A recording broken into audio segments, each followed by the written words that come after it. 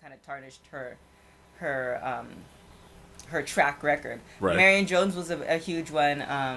Michael Jordan was a huge one that I looked up to as far as, you know, aspiring to do something in sports. Right. And then FloJo was another one as well. Okay. As far as, because my influence was primarily track. So you got two girls in there that actually had steroid use. You know, FloJo. FloJo's still a legend. Yeah, she died FloJo. and they went to do an autopsy. And so, And what could I say? I mean, maybe I made the wrong decision. I don't know. what kind of steroids you been taking? If I were taking steroids, I guarantee you I'd still be running. I know that much. Well, you know, and Maybe I made the wrong decision. They give you So the maybe runs? you should holler. I think I got 2 more years left, so maybe you should holler at me. you know, and the only reason why I say I'm not indicting FloJo, but I do remember because It's still a legend. well, it's still a You legend. have to say She that. was But- the finest woman with What- nails running. Yeah. And the suits, she and if you look at track today, I don't want to like take off, but you look at track today, there's nothing there. The end of the track era was when Maurice and Otto Bolden and Marion Jones was there. People were actually watching. The ratings were actually, it wasn't, Right. you know, high compared to basketball, but people were actually looking out for those events. That's Right. not what it is today.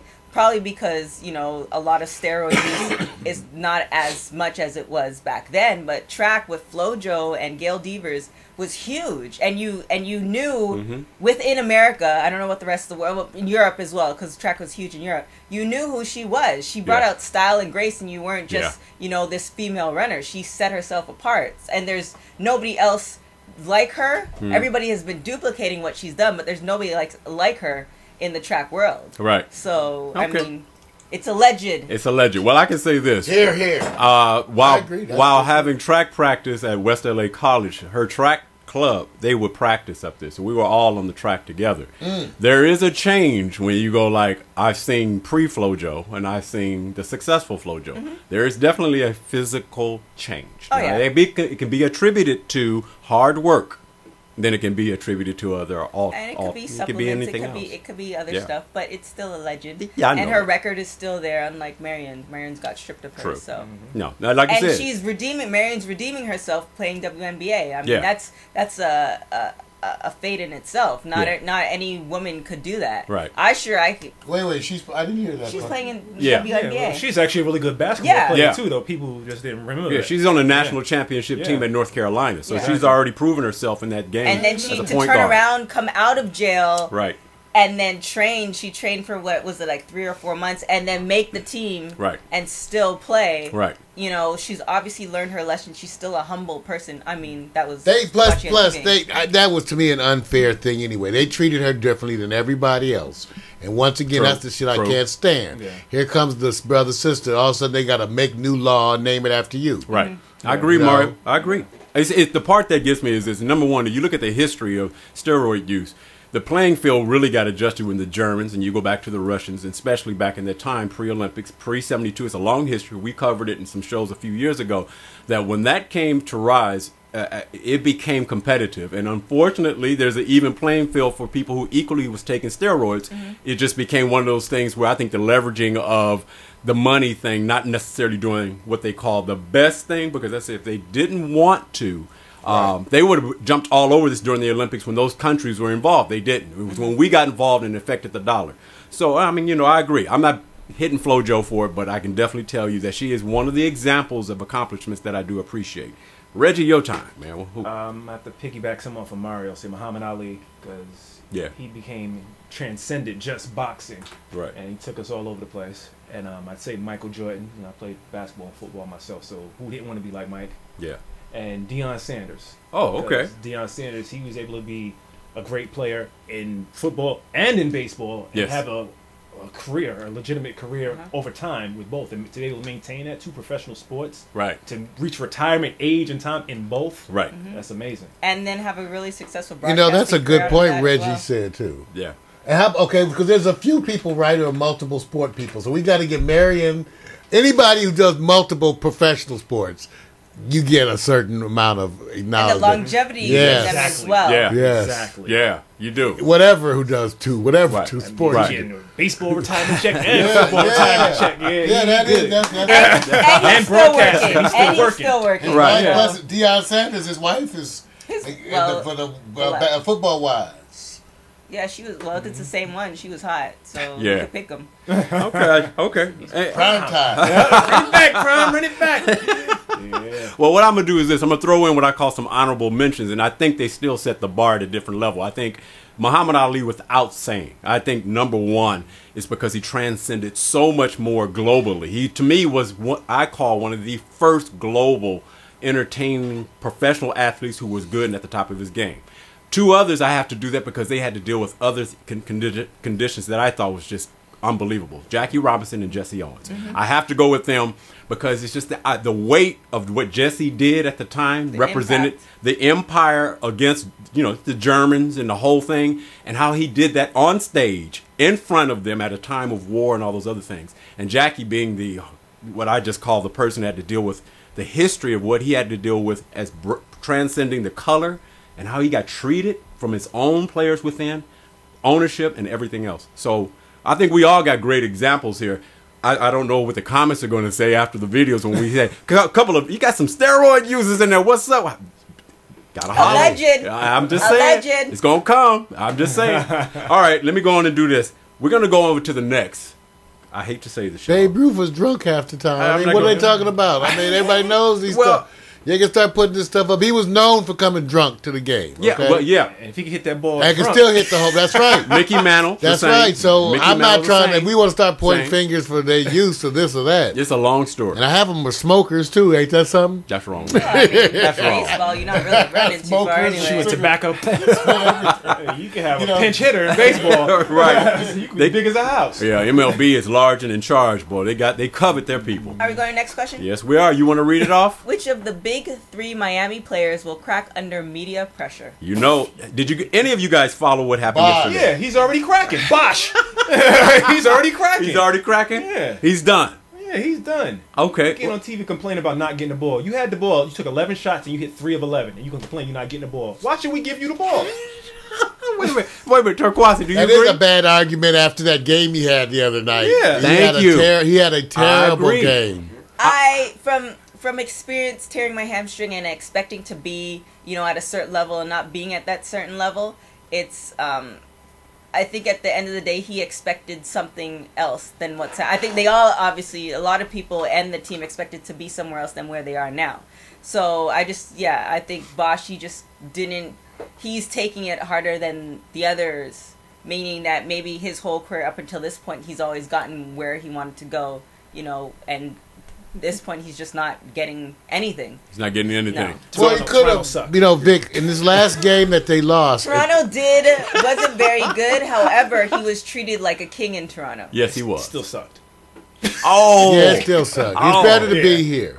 But Vic, let me add this too, and maybe you know the exact numbers. In that last game they lost, Wade had like 38. I mean, no, 40 something, right? 41. 41. 41. And 38. LeBron had 38. Right.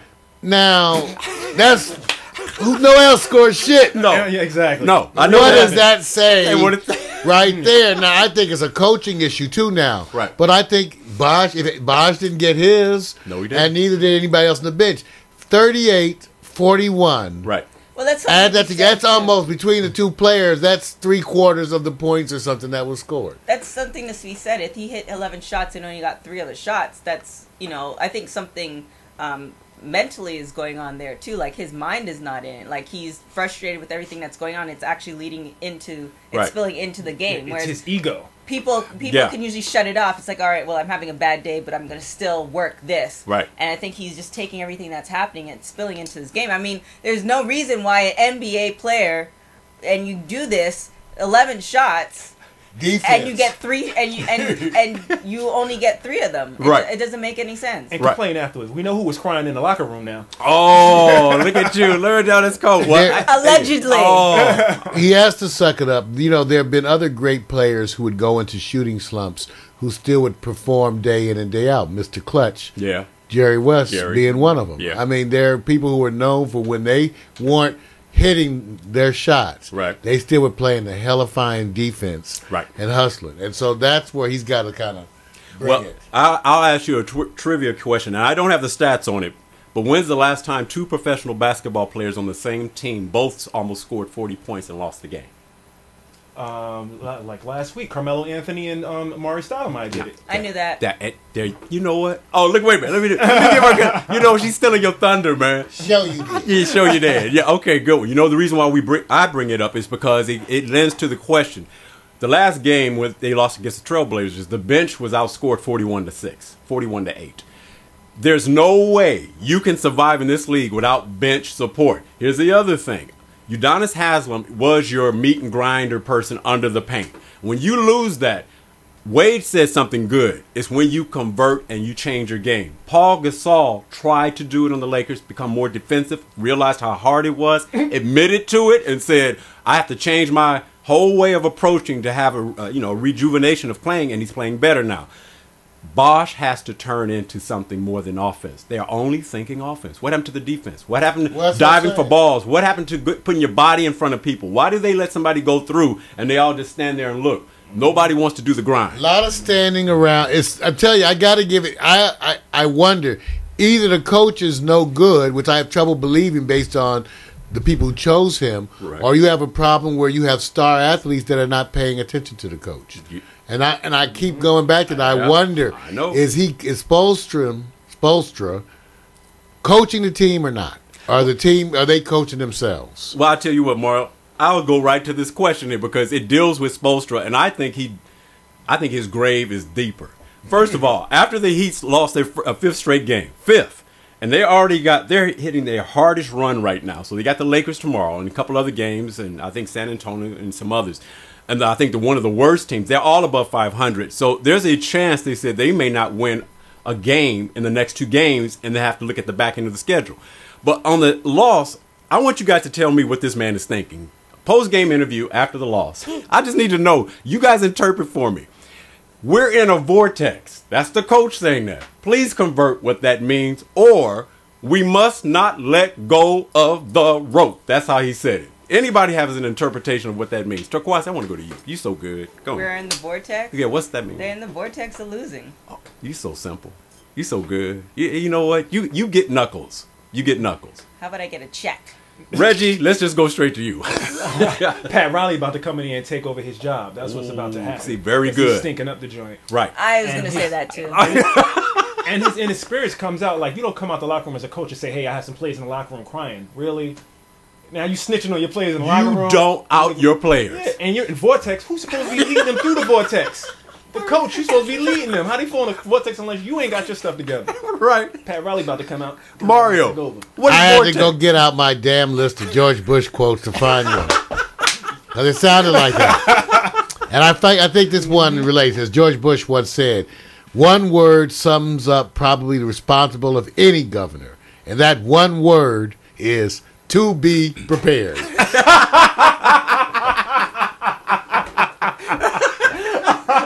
Might have been the lead-in.